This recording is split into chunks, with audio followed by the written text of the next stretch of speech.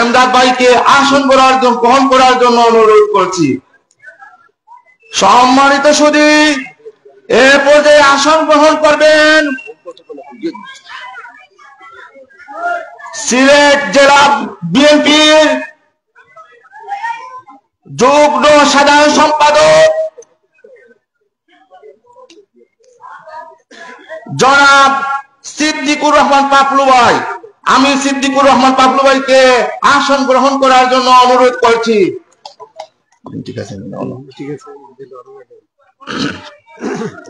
সম্মানিত সুধী, এ পর্যায়ে আসন গ্রহণ করবেন সিলেট মহানগর বিএনপির যুগ্ম সম্পাদক জনাব আব্দুল ওয়াহিদ সোহেল ভাই।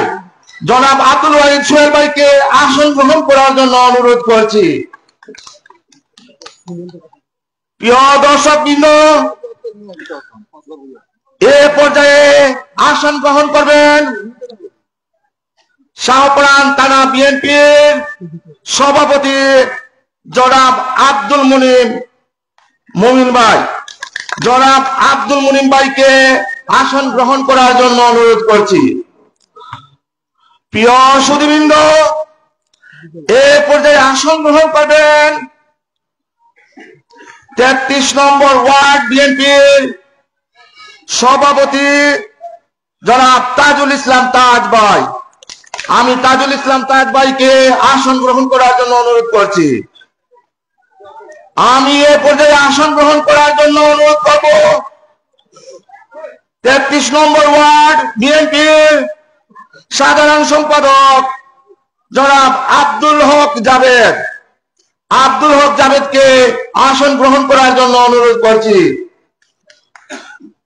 প্রিয় সুধীবৃন্দ, এ পর্যায়ে আসন গ্রহণ করবেন আমাদের 33 নম্বর ওয়ার্ডের সাবেক কাউন্সিলর জনাব দেলোয়ার হোসেন নাদিমকে আসন গ্রহণ করার জন্য অনুরোধ করছি।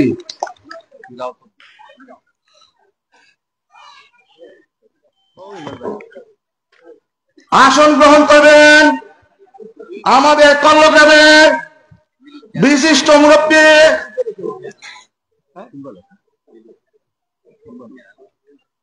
জনাব মাহমুদ আলী সাহেব। জনাব মাহমুদ আলী সাহেবকে আসন গ্রহণ করার জন্য অনুরোধ করছি।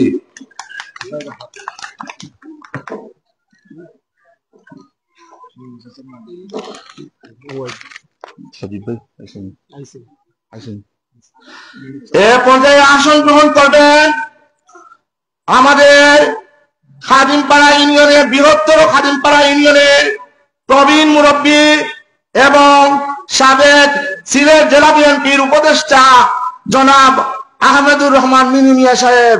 আমি মিনু মিয়া সাহেবকে আসন গ্রহণ করার জন্য অনুরোধ করছি।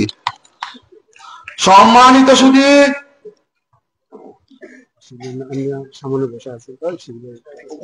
আমাদের সামনে অনেক নেতৃবৃন্দ আছেন।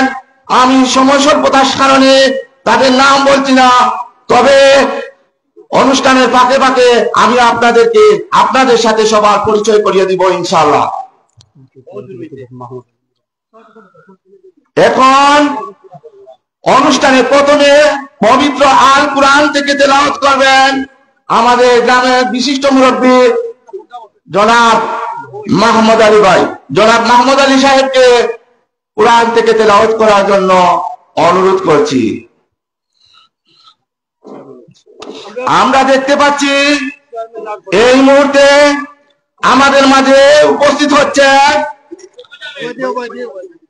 4 নং খাদিমপাড়া ইউনিয়নের চেয়ারম্যান এবং খাদিমপাড়া ইউনিয়নের ইউনিয়ন বিএনপির সভাপতি জনাব বদরুল ইসলাম আজাদ, এবং আমাদের মাঝে উপস্থিত হয়েছেন 4 নং খাদিমপাড়া ইউনিয়ন বিএনপির সাধারণ সম্পাদক ফয়জুর রহমান ফয়জু ভাই।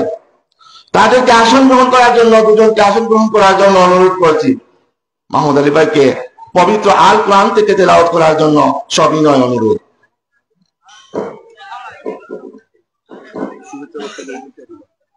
আসসালামু আলাইকুম ওয়া রাহমাতুল্লাহি ওয়া বারাকাতুহু। আউযু বিল্লাহি মিনাশ শাইতানির রাজীম। বিসমিল্লাহির রহমানির রহিম। হুয়াল্লাহুল্লাযী লা ইলাহা ইল্লা হু আল হাইয়ুল কাইয়্যুম লা তাখুযুহু সিনাতুন ওয়ালা নাওম লাহু মা ফিস সামাওয়াতি ওয়া মা ফিল আরদ মান যাল্লাযী ইয়াশফাউ ইনদাহু ইল্লা বিইذনিহি ইয়ালামু মা বাইনা আইদিহিম ওয়া মা খালফাহুম ওয়া লা ইউহিতুনা বিশাইইন মিন ইলমিহি ইল্লা বিমা শাআ ওয়াসি'a কুরসিয়্যুস সামাওয়াতি ওয়াল আরদ ওয়া হুয়াল আজিজুল হাকীম। সাদাকাল্লাহুল আযীম। আসসালামু আলাইকুম। ধন্যবাদ।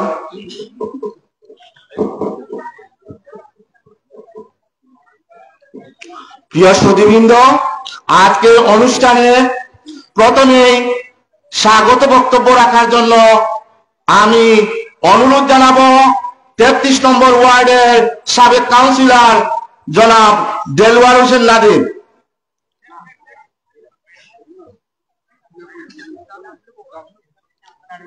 আমি জনাব দেলওয়ার হোসেন নাদিমকে স্বাগত বক্তব্য রাখার জন্য অনুরোধ করছি।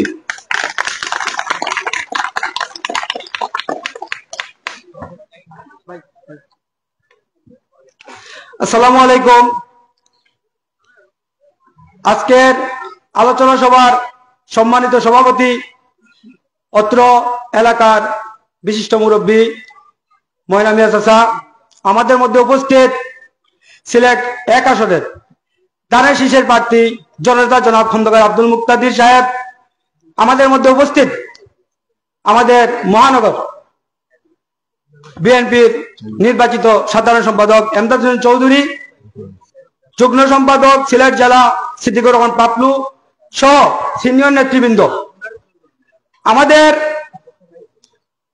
এই এলাকাটা একটি বিএনপির ঘাঁটি হিসাবে সবাই চিনে এবং প্রতিষ্ঠিত একটি এলাকা কল্লগ্রাম।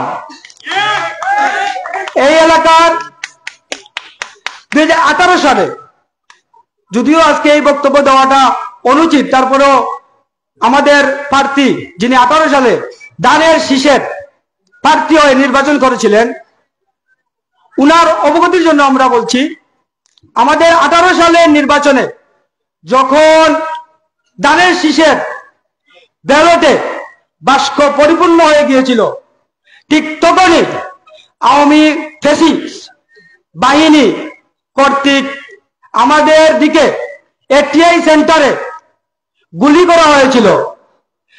আপনারা এই এলাকার মুরব্বিয়ান এবং যুব সমাজকে নিয়ে, কল্লগাঁও এলাকার যুব সমাজ এবং মুরব্বিয়ানদেরকে নিয়ে আমরা ওদেরকে প্রতিহত করেছিলাম। এই গ্রাম হচ্ছে কল্লগ্রাম, যারা ফ্যাসিস্ট আওয়ামী লীগের সময়ও ধানের শীষের জন্য লড়াই করেছে এবং রাস্তায় নেমেছিল। আজ আমাদের আশা পূরণ হয়েছে। আমরা যার জন্য এই এলাকার প্রতিটি মানুষ রাস্তায় নেমেছিল, যার কারণে ওরা উনাদের উপর গুলিবিদ্ধ হয়েছিল, আজকে উনার কথা আমরা আজকে শুনবো। উনার আগামী দিনের পরিকল্পনা আমরা আপনাদের কাছে তুলে ধরবেন। এবং আমি এই এলাকার সন্তান হিসাবে আপনাদেরকে একটি কথাই বলি, আমরা অনেক নেতা দেখেছি, অনেক নেতার সাথে আমাদের সম্পর্ক হয়েছে, কিন্তু জনাব খন্দকার আব্দুল মুক্তাদির সাহেবের আমি ব্যক্তিগতভাবে উনাকে চিনি।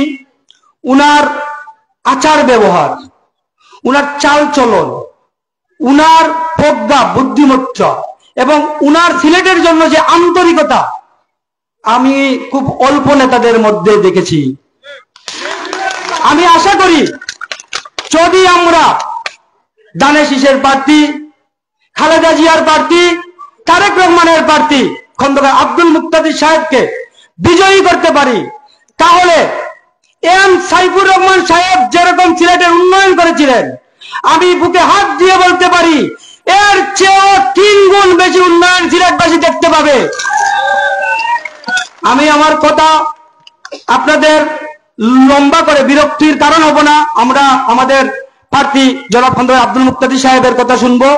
আপনারা আপনাদের প্রতিনিধি হিসাবে, যেহেতু আপনারাও আমাকে ভোট দিয়ে নির্বাচন করেছিলেন, এই ওয়ার্ডের প্রথম কাউন্সিলর আমাকেই আপনারা বানিয়েছিলেন, সেই হিসাবে আপনাদের সন্তান হিসাবে আমার একটাই দাবি, আপনারা প্রত্যেকজন এক একজন আব্দুল মুক্তাদির হয়ে, আমাদের দানের শীষের প্রার্থী হয়ে, আমরা যেন এই ওয়ার্ডটা শুধু নয়, সিলেটের প্রতিটি সেন্টারে দানের শীষের বিজয় যেন আমরা নিশ্চিত করতে পারি। এই বলে আমি আমার বক্তব্য শেষ করছি। সবাইকে ধন্যবাদ। আসসালামু আলাইকুম। ধন্যবাদ জনাব দেলোয়ার হোসেন নাদিম। এ পর্যায়ে বক্তব্য রাখবেন আমাদের কল্লগ্রামের যুব সমাজের পক্ষ থেকে 33 নম্বর ওয়ার্ড বিএনপির সদস্য জনাব আমির উদ্দিন। আমি আমির ভাইকে বক্তব্য রাখার জন্য স্টেজে এসে বক্তব্য রাখার জন্য অনুরোধ করছি। বিসমিল্লাহির রহমানির রহিম। আজকের সভার সম্মানিত সভাপতি, উপস্থিত আমাদের 1 নম্বর আসনের কান্ডারি জনাব খন্দকার আব্দুল মুক্তাদির সাহেব, উপস্থিত অত্র এলাকার নেতৃবৃন্দ, মহানগর এবং জেলার নেতৃবৃন্দ, আসসালামু আলাইকুম। আমি কল্লগ্রামেরই নাগরিক। আমি একটি কথাই বলবো, আমাদের এই কল্লগ্রামে দানের শীষ কোনোদিনই ফেল করেনি। আমরা যতবারই ভোট কেন্দ্রে গেছি ফার্স্ট নিয়ে এসেছি। তো আমরা আশা করব আগামীতেও আমরা ভোট দিয়ে আমাদের মুক্তাদির সাহেবকে জয়যুক্ত করব। আমাদের গ্রামে প্রায় 3000-এর উপরে ভোট, কিন্তু আমরা খুবই অবহেলিত। আমাদের রাস্তাটা দেখলে মনে হয় যে আমরা ওই জাফলং জৈন্তার মতো এলাকায় পিছিয়ে আছি, কিন্তু আমরা মহানগরের 33 নম্বর ওয়ার্ডে আমরা বসবাস করি। তো আমি আপনাদের কাছে আমার দাবি থাকলো যে আমাদের রাস্তাগুলা যদি আপনারা একটু সুনজর দেন এবং রাস্তাটা যদি একটু প্রশস্ত হয়, তাহলে আমাদের খুবই উপকার হবে। আর আমাদের এই যে কল্লগ্রামের যে স্কুল, এই স্কুল নিয়ে আমি 2-1টা কথা বলবো। আমাদের স্কুলের কোনো বাউন্ডারি নাই, স্কুলের একটা বিল্ডিং এর প্রয়োজন। আমি এমপি সাহেবের কাছে আমার থাকবে, আল্লাহ যদি উনার মনোবাসনা পূরণ করেন, তাইলে আমাদের এই অজপাড়া গায়ের এই স্কুলের দিকে উনি খেয়াল রাখবেন। পরিশেষে একটি কথাই বলবো, আমাদের এই গ্রামের প্রায় মুরব্বী বেশি, আমাদের এই গ্রামে ভোটার সংখ্যাও বেশি। আমার এদিকে উনার সুনজর রাখবেন, এই প্রত্যাশা ব্যক্ত করে আমি আমার বক্তব্য শেষ করলাম। আসসালামু আলাইকুম। ধন্যবাদ আমির ভাইকে। এ পর্যায়ে বক্তব্য রাখবেন কল্লগ্রামের যুব সমাজের পক্ষ থেকে 33 নম্বর ওয়ার্ডের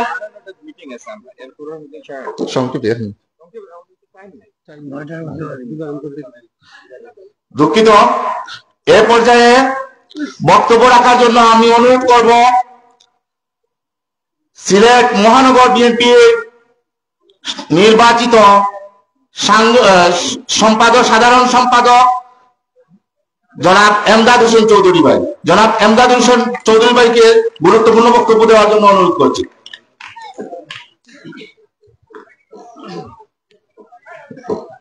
আসসালামু আলাইকুম রহমতুল্লাহ। আমি বক্তব্য দিতাম না, আমার কাছে খুব ভালো লাগছে যে একটা গ্রামও রাত্রিকালীন সময়ে এত যে বিএনপির মানুষ আছেন, এটা আসলে অন্য কোনো জায়গাত নাই। এটা কল্লগ্রামে দেখাইয়া দিচ্ছে। কল্লগ্রামে দেখাইয়া দিব আগামী ফেব্রুয়ারি মাসের 12 তারিখ দিয়ে ভোট হইব।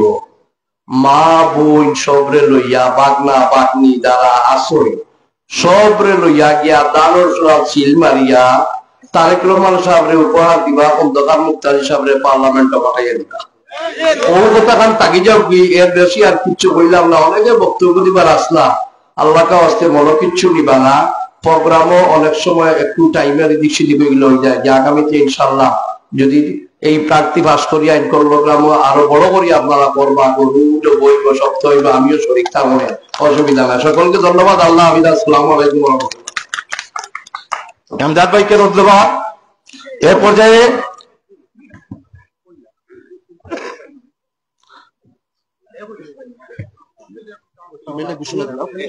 পর্যায়ে বক্তব্য রাখবেন কলগ্রামের পক্ষ থেকে। আচ্ছা,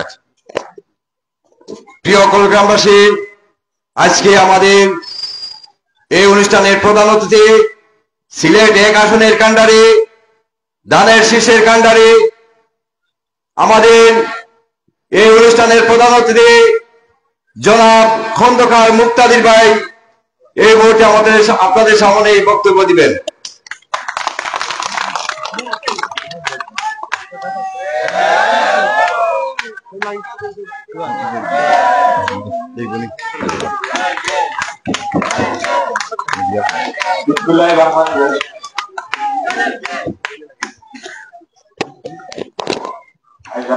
উপস্থিত নেতৃবৃন্দ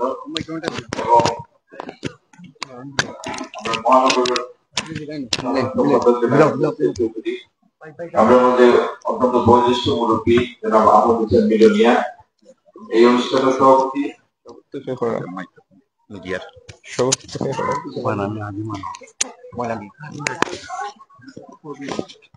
আমরা এই সভার সভাপতিত্ব করা আমরা প্রবীণ মুরব্বী জনাব ময়না মিয়া সাহেব, আমরা প্রোটোকলের বেশ মিলে মাফ করবার না চেহারা দেখে দেখে কইলাম। আমরা খাদিমপাড়া ইউনিয়নের অত্যন্ত জনপ্রিয় চেয়ারম্যান জনাব বদরুল ইসলাম আজাদ, আমরা জেলা বিএনপির উপদেষ্টা ইসলামউদ্দিন ভাই সহ কেউ নাম বাদ গেল নি, কেউ নাম আমাদের তরুণ কাউন্সিলর দেলোয়ার হোসেন নাদিমের বক্তব্য যখন শুনছি তখন মনে হয়েছে যে ছোট থেকে বড় দেখলে যেন ভালো লাগে, খুশি লাগে যে 12-14 বছর আগের নাদিম বড় হয়ে গেছে, এর মাঝে কাউন্সিলর হয়েছে এবং পরিণত একজন জনপ্রতিনিধি। যাই হোক, আমরা ভবিষ্যৎ প্রজন্ম। আমার সামনে উপস্থিত মুরব্বিয়ান এবং ছোট ভাইয়ের আসসালামু আলাইকুম। আমরা সময় আছে 65 দিনের মতো সব মিলাইয়া, আর আমরা কাবার করা লাগে এরকম প্রায় 550 জায়গা, 200 গাঁও আর সিলেট মহানগরের ভিতরে 350 পাড়া। তো ওটার লাগি শীতল রাইতা ছিল, কিন্তু ফিটা খাওয়ার লাগান যে জমাইয়া বইয়া মিটিং করা আসলে এটা সময় নাই, কারণ আমরা এক এক দিনে 8টা-10টা মিটিং করা লাগে বিভিন্ন জায়গা, এবং পাশাপাশি জায়গা নাই যাওয়াও একটা সময় লাগে। তো ও কারণে আমার সামনে অনেক প্রতিশ্রুতিশীল আমার ছোট ভাই আছেন যারা বালা বক্তব্য দেওয়ার সামর্থ্য আছে, যোগ্যতা আছে, কিন্তু সময়ের অভাবে এই মুহূর্তে আমরা এটা কামো লাগাইতে পারবো না, ভবিষ্যতের লাগে এটা তুলে থাকবো। নির্বাচন তো স্বাভাবিকভাবে প্রত্যেক 5 বছর পরে নির্বাচন হওয়ার কথা, কিন্তু আমরা লাগে জিনিসটা অস্বাভাবিক হয়ে গিয়েছে। নির্বাচনটা আস্থা করি মাঝখান থেকে সাক্ষাৎ পাম সারলে জেলা নাই হয়ে হাওয়া নাই হয়ে নির্বাচন ব্যবস্থাটাই নাই হয়ে গেছে নির্বাচন থেকে। তো কত বছর দেখলানি, সর্বশেষ ভোটার নির্বাচন হয়েছিল 2018 আর আইব 2026। মানে একটা ছেলে জন্ম হইয়া ভোটার হইয়া এরপরে ভোট দিব 18 বছর পরে। তো এটা যেটা ঘটছে আল্লাহ এই জিনিস বাংলাদেশের জীবনে যেন আর দ্বিতীয়বার না ঘটে, মানুষের ভোট দেওয়ার ক্ষমতাটা যেন সবসময় থাকে, বজায় থাকে। এই একটা অধিকার যেটা দিয়ে আমরা পছন্দসই নেতৃত্ব নির্বাচন করতে পারি। আর যখন ভোটের ব্যবস্থাটা বহাল থাকে, যেবা যারাও দায়িত্ব যাওকা ক্ষমতার যাওকা এনতান অন্তত ইটুক চিন্তা থাকে যে 5 বছর পরে আবার এই মাসের সামনে আরেকবার ফিরিয়ে আওয়া লাগে। তো একটা জিনিস হয়েছে, ইনশাল্লাহ বাংলাদেশও আর কোনোদিন কেউ ক্ষমতা জমিদার হিসেবে দখল করে রাখতে পারত না, কারণ আর কোনোদিন জাতীয় নির্বাচন কোন দলীয় সরকারের অধীনে হইত না, সবসময় তত্ত্বাবধায়ক সরকারের অধীনে। এবার যদি দেশের মানুষে সমর্থনে বিএনপি রাষ্ট্র ক্ষমতা যায়, তাহলে 5 বছর পরের নির্বাচন আবারও তত্ত্বাবধায়ক সরকারের অধীনে, বিএনপির অধীনে নাই। আর বিএনপির এটাও বিএনপির চাওয়া আছে। আর বিএনপির প্রস্তাব ক্রমে কোন ব্যক্তি পরপর 2 মেয়াদের বেশি আর প্রধানমন্ত্রী দিতে পারত না। তার মানে আজীবন ক্ষমতার থাকার যে একটা দানবীয় একটা রূপ, এই জিনিস আর বাংলাদেশে হইতো না। তাইলে আশা করা যায় যে আমরা অন্তত ন্যূনতম রাজনৈতিক স্থিতিশীলতা থাকবো, কোন দলও আর একদলীয় শাসনকে আমার সুযোগ কেউ পাইতে না। এটা তো একটা রোগ, এই রোগে বর করে মাঝে মাঝে, তো বর করার সুযোগটা বন্ধ করার দরকার আছে, এই সুযোগটা বন্ধ হয়ে গেছে আল্লাহর রহমতে। দ্বিতীয়ত, আমরা যে মানুষের সামনে আইরাম বুট চাইরাম, এই দেশের লাগে আমরা করতাম কি তা এটা তো জানাই দিব মানুষের। আমি তো জানি যে আপনারা যারা সব আমার সামনে আসেন সবু দানো শীর্ষ সমর্থক, বিএনপি সমর্থক, তাই তো? কারণ চট্টগ্রামের অতীত বুটর হিসাবে হয় যে ইনোর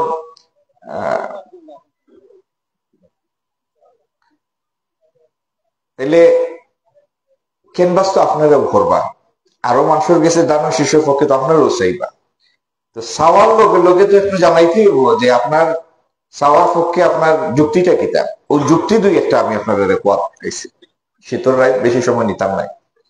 একটা হইলো, আল্লাহ যদি তৌফিক দেন আপনার সমর্থনে, আল্লাহর ইচ্ছায় যদি আমরা সরকার গঠনের সুযোগ পাই, তাইলে সিলেটের কয়টা এখন মৌলিক সমস্যা হারাইছে, যেগুলো তোর লাগি যদি আমরা ঘুরাইতাম না পারি এই জিনিসগুলো, তাহলে আগামী দিনে সিলেটের লাগি সংকট আছে, পাক্কা সংকট আছে। এর মাঝে একটা হইলো, সিলেট কোনো কর্মসংস্থানের ব্যবস্থা নাই। আমরা সিলেটি অর্থনীতি যেভাবে চলে, এতে খাম তৈরিও খুব কম, কারণ আমরা মোটামুটি দোকান নির্ভর। আমরা সিলেটি অর্থনীতিটা হয়ে গেছে দোকান নির্ভর। আগে দেশের বাইরে থেকে যে পয়সা আইতো, ইংল্যান্ড থেকে পয়সা আইতো, আসাম হিগুরুফে আমরা নির্ভরশীল। এতেও কর্মসংস্থান হয় না, কারণ বাড়া থেকে যে পয়সা আয়, সৌদি আরব, কুয়েত, কাতার থেকে যেটা পাঠায়, এটা হইলো যে পরিবারও পাঠায়, এই পরিবারের মাসিক খরচের মাধ্যমেই এগুলো তো শেষ হয়। তার লাগে এগুলো তাকে যে কোনো কর্মসংস্থানের ব্যবস্থা হয়, এটার সুযোগটা কম। তাইলে আগামী দিন এই পরিস্থিতিটা ঘুরানির লাগি আমরা প্রথম অগ্রাধিকার থাকবো সরকারি বিভিন্ন নীতি সহায়তা দিয়া আমরা শিল্পায়নের ব্যবস্থা করব, যাতে শিক্ষিত অল্প শিক্ষিত উভয় শ্রেণীর মানুষের লাগি খামর সুযোগ সৃষ্টি হয়, কর্মসংস্থান হয় ব্যাপকভাবে। ঢাকা, চিটাগাং, নারায়ণগঞ্জ, গাজীপুর, খুলনা, এই জায়গাগুলো তো যেভাবে শিল্প কলকারখানা গড়িয়ে উঠছে, এরা যে কর্মসংস্থানের যে সুযোগ, এই সুযোগটা সিলেট নাই। আমরা তারার আদলে কর্মসংস্থানের ব্যবস্থা করবো ইনশাল্লাহ। শুধু সিলেট এক নির্বাচনী এলাকার ভিতরে ভোটার হইল 7 লাখ, তার মানে এলো প্রায় 30 লাখ মানুষ বসবাস করে। এখন সমগ্র জেলার কত লাখ মানুষ, তো এই মানুষের ভিতরে একটা বড় অংশ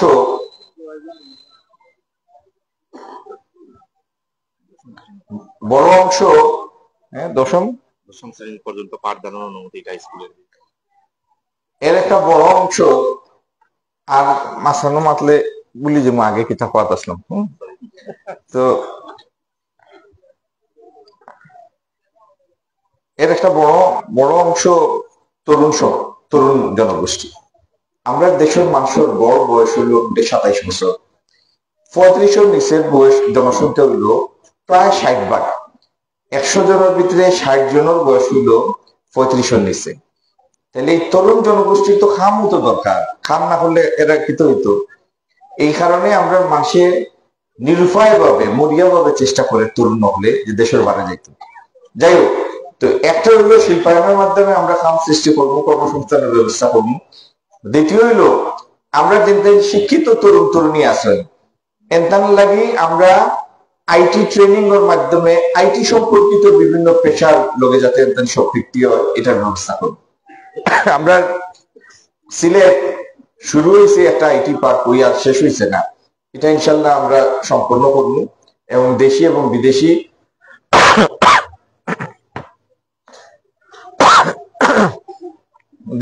বিদেশি আইটি ফার্ম ওপরে এটা দানার ব্যবস্থা করব। আমরা তরুণ যারা আছেন এটারে আমরা আধুনিক কৃষির লগে ফান্ড দিমু, উপকরণ দিয়া আধুনিক কৃষির লগে সম্পৃক্ত হব। একইভাবে আজকাল বাংলাদেশও এখনো মৎস্য চাষ হইল ফুকরি নির্ভর, নানি? আর মালয়েশিয়া, থাইল্যান্ড এই সমস্ত জায়গা এখন আধুনিক মৎস্য চাষের ট্যাঙ্ক নির্ভর। এতটুকু একটা জায়গা হইলে এর ভিতরে ট্যাঙ্ক দিয়া দেখবা 4টা 5টা 6টা ট্যাঙ্ক দিয়া মাছের চাষ করে। আবার ফানে গিয়া পাশে বাগান, এই বাগানও আরো কিছু গাছ হয়। তো এই সমস্ত আধুনিক প্রযুক্তি সম্পর্কে আমরা ট্রেনিং দিমু, আমরা তরুণ হলরে উপকরণ দিমু, ফান্ড দিমু, দিয়ে এই সমস্ত কামর লগে সম্পৃক্ত হব। আমরা ইনর ভিতরে যদি কৃষির ফলন বাড়ে, মাছের উৎপাদন বাড়ে, তাইলে আমরা এই মানুষ কিন্তু কর্মসংস্থানের ব্যবস্থা। আর একটা সমস্যা হইল বাংলাদেশ ৭৪ পরবর্তী সময়ে বাংলাদেশের সব জায়গা খাদ্য উৎপাদন বাড়ছে। যত অনাবাদী জমি আছে সব চাষের আওতায় আছে। এক ফসল থেকে 2-3-4 ফসল পর্যন্ত হয়েছে। শুধুমাত্র এই প্রক্রিয়াটার বারে আছে সিলেটও 1980 সনের পয়লা বিএনপি গভর্নমেন্টের সময়। আপনারা এবার কিন্তু জানি না, আপনি মানে উত্তর এই সাইডে দিয়ে গেলে আপনার হাটখোলা, জালালাবাদ দিকে, মঙ্গলগঞ্জ দিকে গেলে দেখবা 80 সনের পয়লা বিএনপি গভর্নমেন্টের সময় যেটা ডিপ টিউবেল লাগাই দিয়েছে, এই জমিগুলো 2 ফসলি আছে। ডিপ টিউবেল যেদিন নষ্ট হয়েছে ও 2 ফসলি জমি আবার 1 ফসল ফেরত আইছে। তো শুকনার সময় সেচর পানির অভাবে আমরা বিস্তীর্ণ কৃষি জমি একটার বেশি 2টা ফসল হয় না। আর কিছু জমি আদতেও নিচা নদীর ইয়ের লাগিয়ে আপনার আওয়ার অঞ্চল, যেগুলো তো পানি জমা থাকে বছরের 2 মাস। তো এটাও আমরা একটা অগ্রাধিকার হইব। আমরা জিয়াউর রহমান সাহেবের খাল কাটিয়া সেচর পানির ব্যবস্থা করছিলাম।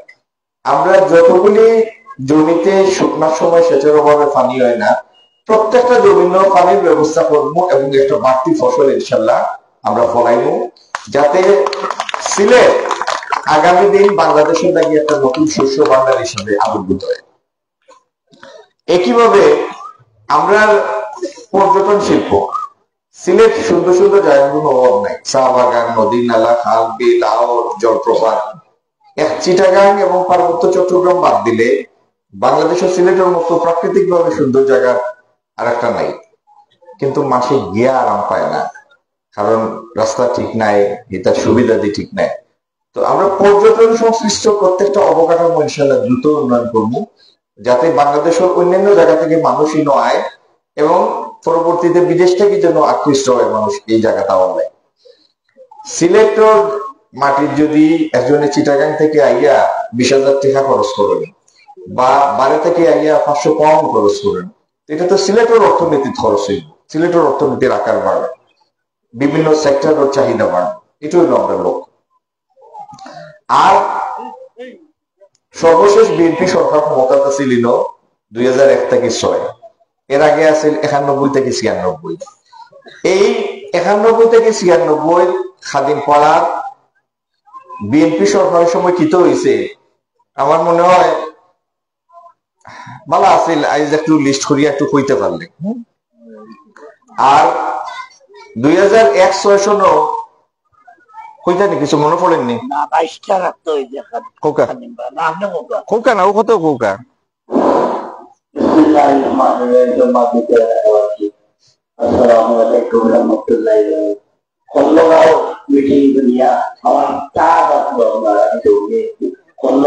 এটা তালি দিই আমরা।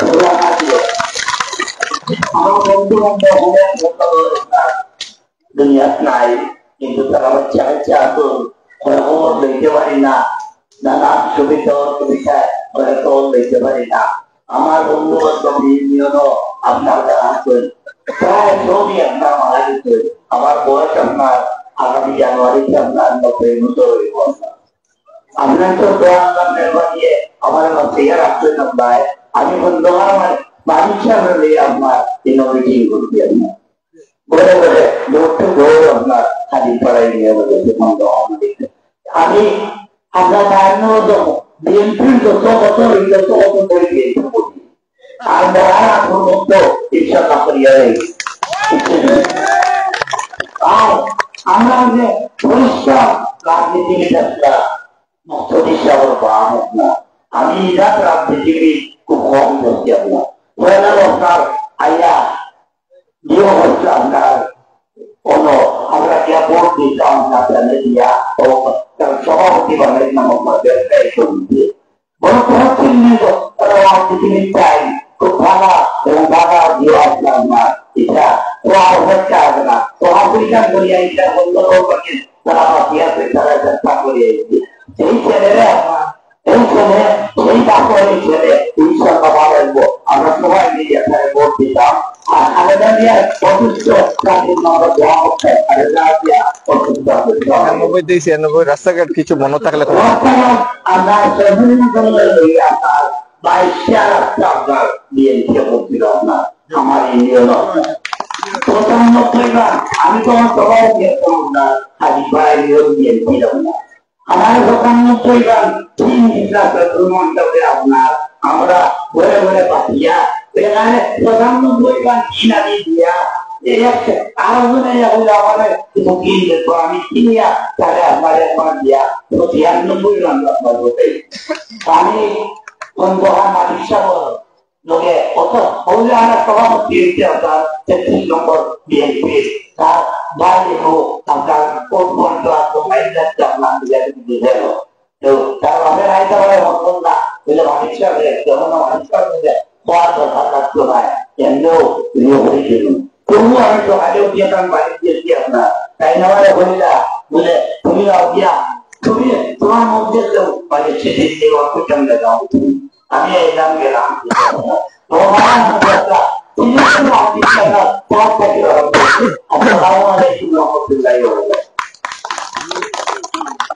আচ্ছা যাই হোক তো বিএনপি সর্বশেষ আছে 2001 থেকে 6 এর আগে 91 থেকে 96 তো যে কথাটা করার লাগে শুরু করছিলাম 91 থেকে 96 পর্যন্ত এই সদর সিলেট বহু রাস্তা যেন আগে আইল দড়ি আঁকা লাগতো ইনো মাটির রাস্তা করা হয়েছে অনেক স্কুলও গোড়ামুক্ত হয়েছে 91-96 সময় স্কুল শুরু হয়েছে টিনোর চাল দিয়া বহু জায়গায় ইলেকট্রিসিটি আনা হয়েছে 91-96 বহু জায়গায় আর 2001 থেকে 6 সনের ভিতরে সাইফুর রহমান সাহেব সংসদ সদস্য আসলা অর্থমন্ত্রী আসলা এই মাটির রাস্তাগুলো পরবর্তীতে পাক্কা হয়েছে আর আমার মুরব্বী তো 22টা রাস্তার কথা বললাম যে সাইফুর রহমান সাহেবের সময় 2001 থেকে 6 সনের 22টা রাস্তা পাক্কা করছে তো পরবর্তী সময় 2006 পরবর্তী সময়ে যদি এর 15-17 বছর এই ধারাবাহিকতার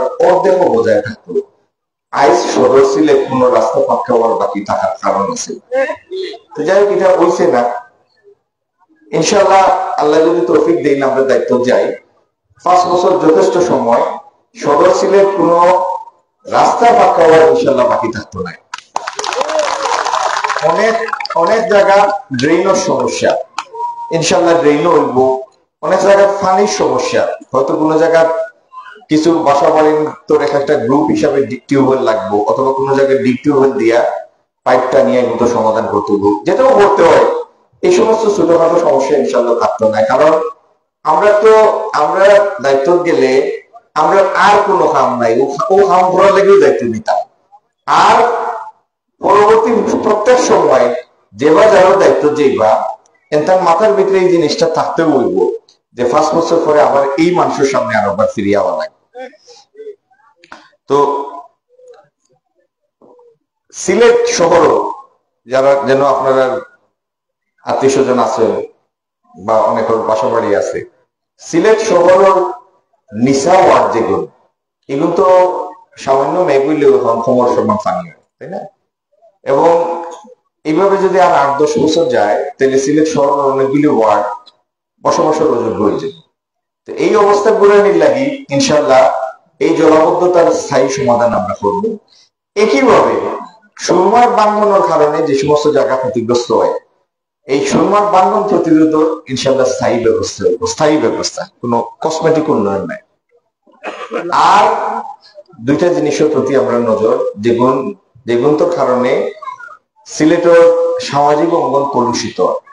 একটা হইলো আমরা শ্রমজীবী বাহিনীর কিছু অংশ, আমরা তরুণ হলের কিছু অংশ তীর খেলাত আসক্ত, অনলাইন জুয়াত আসক্ত। এটার প্রভাবটা এত খারাপ যে এটার কারণে অনেক পরিবারও ছাড়াছাড়ি পর্যন্ত হয় জামালপুরে। এই অনলাইন জুয়ারে তীরে আমরা সিলেট থেকে স্থায়ীভাবে ইনশাল্লাহ উচ্ছেদ করতাম। একইভাবে মাদকের কারণে আমরা বহু পয়েন্ট বাতি যাই নষ্ট হয়ে যায়। এই মাদক ব্যবসারেও আমরা সিলেট থেকে ইনশাল্লাহ চিরতরে উচ্ছেদ করতাম। আর আমার মুরব্বী আছেন, ছোট ভাই আছেন, একটা সমাজের মর্যাদা নির্ভর করে এই সমাজের মেয়েরার নিরাপত্তা কতটুকু, মেয়েরার লাগে নিরাপদ কতটুকু। আমরা মেয়েরা বিভিন্ন জায়গায় থামও যাই, অনেকে এনজিও থাম করেন, অনেকে নার্স পেশাত আছেন, স্কুল কলেজের মেয়েরা যায়, অনেকে অনেক সময় ইপটিজিং এর সম্মুখীন হয়। এই সমস্ত ছেলে পেলে যারা এটা করে এরা আমরা খামর আওতায় আনি। এখন খাম নাই, খামর আওতায় আনি। প্রশাসনকে শক্ত করবো, প্রশাসন ইদানিং দিলে হয়ে গেছে। এরপরে যদি আমরা পাই ইপটিজিং, যদি আমরা দায়িত্ব থাকি অ্যান্টিবায়োটিক দিব। এই সিলেট মা বোন নিরাপত্তা কেউ নষ্ট করবা, বিঘ্ন ঘটাইবা, ইনশাল্লাহ এটা বরদাস্ত হইতো নাই। আমরা চাই এমন একটা সিলেটের আমরা এমন ভাবে পরিবর্তন করতাম চাই যে সিলেটও কর্মসংস্থান থাকতো, খামর সুযোগ থাকতো। খাম না থাকার কারণে হতাশা লইয়া কেউ বিদেশ যাওয়ার চেষ্টা করতো না, অন্য কারণে যাইব, কিন্তু হতাশা তাকে যাইতো না। 2, এই সিলেট আমরা কৃষি জমিনের সর্বোচ্চ ব্যবহার আমরা করতাম। 3, এই সিলেটের তরুণ তরুণীরে আইটি প্রশিক্ষণের সুযোগ থাকতো এবং কেউ যদি তার উদ্ভাবনী কোনো চিন্তা লইয়া আগুয়াই আইন, এটার লাগে আমরা ফান্ড দিব, আমরা তাদের সরকার হিসাবে যাবতীয় সহযোগিতা করবো, তার এই উদ্ভাবনী ক্ষমতাটার কামনা লাগে। এমন একটা সিলেট হইতো যেন জলাবদ্ধতার কারণে বাসা বাড়ির বসবাসের অযোগ্য হইতো না, বিভিন্ন জায়গায় অযোগ্য হইতো না। এবং এমন সিলেট হইতো যেটা এই অনলাইন জুয়া এবং মাদকের প্রভাবে এই অনাচার গুলি হইতো না। আমরা একটা এমন সিলেট চাই যেটা বাংলাদেশের ইতিহাসের দৃষ্টান্ত হিসাবে থাকতো। আমার ছোট ভাই হল, আপনারা তো এখনো মাঠ আছে, মানে তাও পাইবা, খুঁজে পাইবা, কিন্তু সিলেট শহরে কোনো মাঠ নাই, খেলার জায়গা নাই, কোনো জায়গা নাই। আমরা ছোটবেলা আসরের আজান করলে আমরা কেউ বান্ধিয়া রাখতে পারতো না, খেলাতে আমরা যাওয়াও লাগতো। এখন খেলার যাওয়ার জায়গা নাই। তা আমরা লক্ষ্য হইল আগামী দিনে আমরা 42টা ওয়ার্ড, আমরা এই 6টা বা 7টা গ্রুপ করিয়া, ওয়ার্ডের একটা গ্রুপ করিয়া কাভার ফ্যাসিলিটি তৈরি করবো, যেন মিনি ফুটবল, ভলিবল, বাস্কেটবলের গ্রাউন্ড থাকবে। এবং প্রত্যেকটা ওয়ার্ডও আমরা এক্সারসাইজের কিছু সিম্পল ইনস্ট্রুমেন্ট দিব। স্থানীয় ক্লাব গুলোর দায়িত্ব দিব এগুলো রক্ষণাবেক্ষণ লাগে এবং নিরাপত্তা বিধান। আমরা চাই তরুণ বয়সের যে চাহিদা থাকে, এই চাহিদাটা পুরো হইতো এই স্পোর্টস ফ্যাসিলিটিস এর মাধ্যমে, যেন একটা সুস্থ স্বাভাবিক জনপদ গড়িয়ে ওঠে। তো এই আমার অনুরোধ হইল, ইনো আমরা যারা আছি, আমি বিশ্বাস করি আমরা সবই দানের শীর্ষ সমর্থক, ঠিক না বেটি? একটু কয় কইলে মাথা লাড়লে খোলজাত পানি আইব, প্রার্থী না নেই। তো আপনারাও তো ক্যানভাস করতা, অন্য মানুষের কাছে কইতা। তা আমার যুবক ভাই আপনার বিশেষ করে কইব, যখন কেউ গেছে বুটটা চাইবা, তখন দয়া করি এলাফেলা করে কই না জানি, বুঝতে হইব আপনার জেলা বুট আপনার একটা, আমার একটা, যার গেছে চাইরা এনো একটা বুট। এবং বুটারে কেউ ব্ল্যাঙ্ক চেক দিয়া দিলাইছে না যে আমার বুট দিয়া দিলাইছি তোমার, এরকম কোনো বিষয় নাই। বুট চাইলে সম্মানের সাথে চাইতে হইব, ভদ্রতার সাথে, বিনয়ের সাথে, যাতে যার কাছে চাইরা এর আগ্রহ জন্মায় যে না, অনুরোধটা রাখা যায়। আর লগে আমরা এই পরিকল্পনা গুণ তুলিয়া ধরবা, যাতে বুটারে বুঝতে পারেন যে না, আমরা দায়িত্বটা নিতাম চাই, দায়িত্ব পালনের লাগি আমরা সিলেটের পরিবর্তন করতাম চাই, একটা নয়া সিলেট বানাইতাম চাই। এই জিনিসটা বুঝাইয়া তুলিয়া ধরিয়া ভোটারের কাছে আপনার অনুরোধটা রাখবা।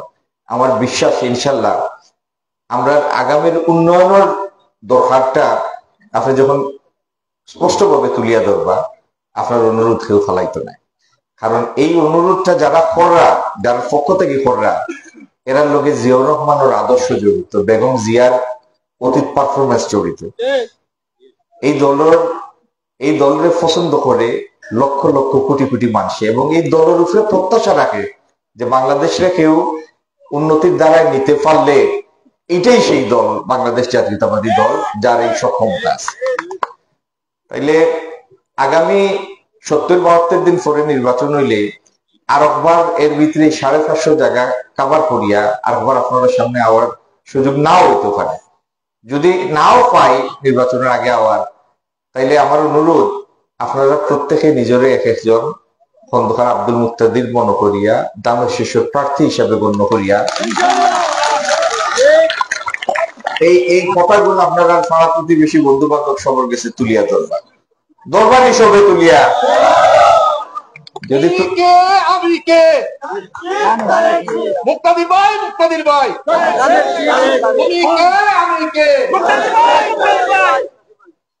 যদি তুলিয়া ধরেন, তাইলে ইনশাল্লাহ আমরা কামিয়াবি হাসিল করবো, আর এর মাধ্যমে সিলেটের পরিবর্তনের একটা সুযোগ পাইবেন। সব ভালো থাকবেন। আসসালামু আলাইকুম।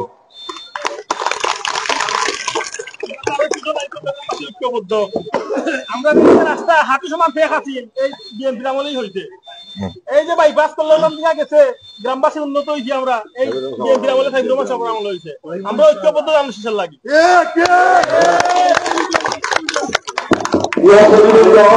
সময় খুবই আসলে ঠান্ডায় আমি দেখলাম ঠান্ডা মাথা দানোর ক্ষেত্রটা কি দানো লইয়া ইচ্ছ ক্ষেত্রটা আমার ঠান্ডা মাঝখানে একটু গরম করি নাই একমত আছেন আসেন একমত আছেন মার্কাটা কি মার্কা আছে প্রতীক আছে ভোট দিব কিসে ভোট দিব কিসে ভোট দিব কিসে তারা কইল না তার সঙ্গে দুর্বলতা আমি পরীক্ষা করলি না কিছু আমার